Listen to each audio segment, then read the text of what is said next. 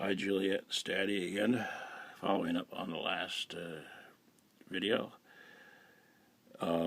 We had a great time over here. I got a book out and said Juliette's Book of Knowledge, and we did lessons in it every week. We made steaks, you know, brownies, you know the whole thing. We had a good time over here. You were very quiet, and it was something about you that was different. I could look at this picture of you holding up my brother's picture, and there's a sadness to your look, and I couldn't figure that out.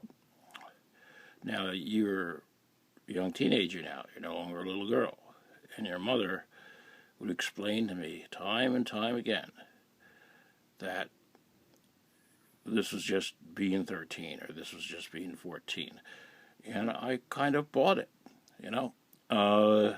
But it did bother me that you were so shy. You would not talk with me. Or not talk. You did talk to me, but you didn't have like the conversations with me like you used to when you were even a little girl. And I was worried about you, you know. I was worried that you were being bullied, and your mother swore up and down that you were not being bullied. And then in an email, which we will get to at some point, she said, "Well, in high school at least she wasn't bullied like she was in junior high school." And I said, "I thought you said she wasn't being bullied." And she goes, "Well, no, she wasn't bullied. Just the girls were talking about her." Well, that's how teenage girls bully. You know, boys do physical stuff. Teenage girls verbally abuse you and bully you. So there's a word called semantics. It's a way of using words to get out of meaning one thing and meaning another thing. And there's another term called spinning it, where you spin what is said to mean what you want it to mean, which is not a bad thing, or what they want, you want them to mean, and would you make it a bad thing? Politicians do this all the time. I would become more and more concerned because it seemed as though your sadness would grow over the 3 years. Even though we had a great trip to Cleveland, and I want you to remember every day of that, because what day of that did anything go wrong? We had a great time. And this is 6 months before your mother takes me to court because I am not fit to be around you. 6 months before that, she allows me to take you halfway across the country. And then I'm no longer, so I must have done something really, really bad. Okay? So what did I do? I called you a name. That's the only thing they came up with. Or I threatened to kill your mother and kill you. And that didn't happen either. So there once again is another time that your mother lied to the police and to the court. This really hurts me to say this about your mother, because I wanted to try to do everything in the world to try and not make this true. I wanted it to be something else. Her lawyer, her situation, something in her life, but not her, not her. She's not a bad person. Well,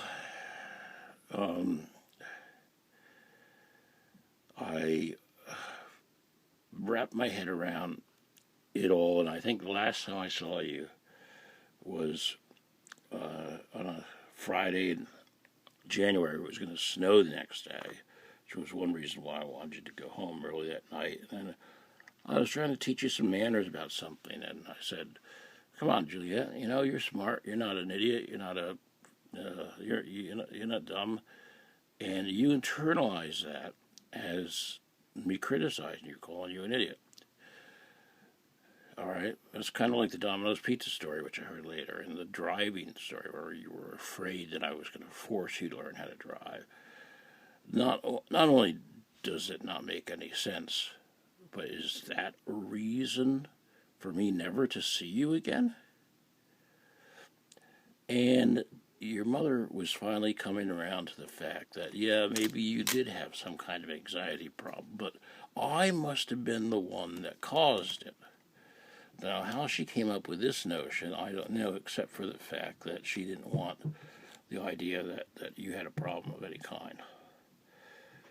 I knew better, and I spent 2 months studying, writing down every symptom or trait of yours that I thought was out of the ordinary for a girl your age.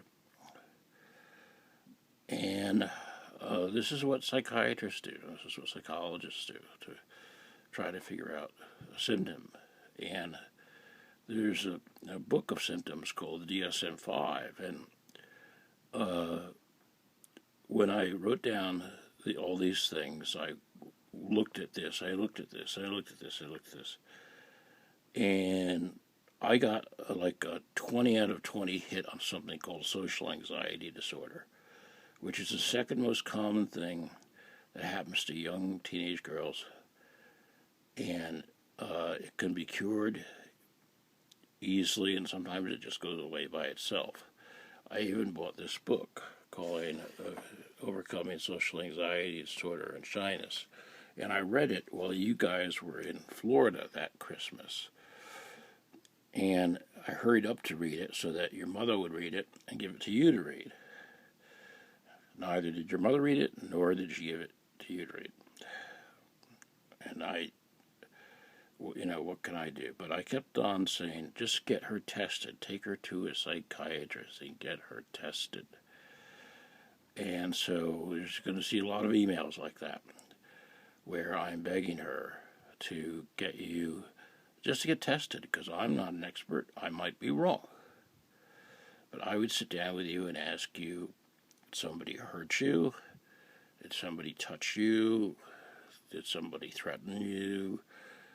Try to think of every possibility in the world why you might be so sad and so withdrawn into yourself that you wouldn't even have a normal conversation with me.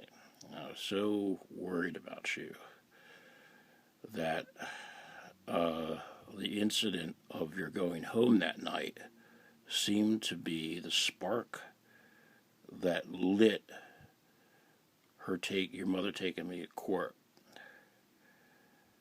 And it turned over on a dime. Okay, I picked you up from the airport in January 4th in your mother's car, which she let me drive, to pick you guys up. I was sick a week later, and she offered to go buy me groceries, which I thought was very unusual, even for, as far as your mother and I had been fighting over this or that. But we got into a big argument because I wanted to talk to you, and she has this way of, still to this day, of preventing me from having any contact with you whatsoever. She'll say, Juliette said this, Juliette said that, Juliette doesn't want to see you, Juliette doesn't want to read your letters, Juliette this thing. But I never heard anything specifically or directly from you that said you didn't want to see me or didn't want to talk to me. So, if that's true, the only way I will believe it, and the only way if your mother wants to prove herself correct, is to have you tell me that. Now, something you may not understand, but you're technically an adult when you're 18. And I don't know what that means, but that's just a little over a month from now. And a little over a month from now, I'll talk to my lawyers, see what happens. But at that point, your mother is no longer your guardian, and I should be able to talk to you directly without her permission. She didn't want me to even go to the school because without her permission. But I went through that whole story of how I went to the school board and everything. And there was a meeting this week where she was to talk about your future with your special ed teacher, and I decided to be the better person and not go, because even though I had every right to be there, I didn't want to upset the apple cart. But I'll leave you with this. Getting up to those through December, and especially through January, those 2 short months, that led to me not seeing you maybe ever again, You cannot imagine the pain and suffering that I have endured because I miss you.